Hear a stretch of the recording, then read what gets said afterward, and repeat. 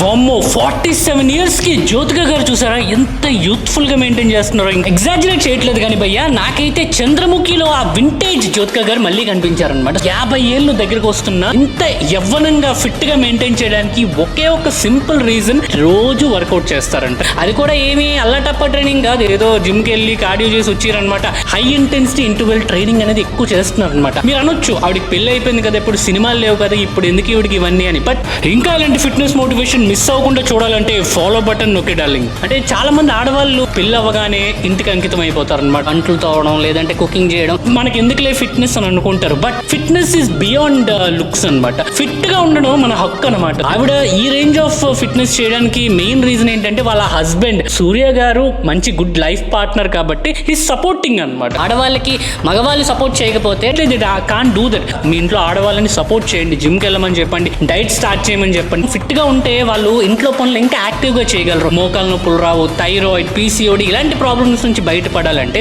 ఖచ్చితంగా వర్కౌట్ చేయడం ఈ రోజుల్లో చాలా అవసరం అనమాట. ఇప్పటికీ కూడా ఎంత చెప్పినా సరే జిమ్కి వెళ్తే మాకు కళ్ళు వచ్చేస్తాయి, అందుకే నేను జిమ్కి వెళ్ళను అని చాలా మంది నా కన్సల్టేషన్స్ లో మాట్లాడుతూ ఉంటే నేను ఎక్స్ప్లెయిన్ చేస్తాను సైంటిఫికల్లీ. మీ బాడీ అలా వర్కౌట్ అవ్వదండి, ఎందుకంటే మాకు టెస్టోస్టెరాన్ ఉంటే మీకు ఈస్ట్రోజన్ ఉంటుంది. మీరు జిమ్కి వెళ్ళి ఎంత వెయిట్ లేకపోయినా కండలు పెరగవు.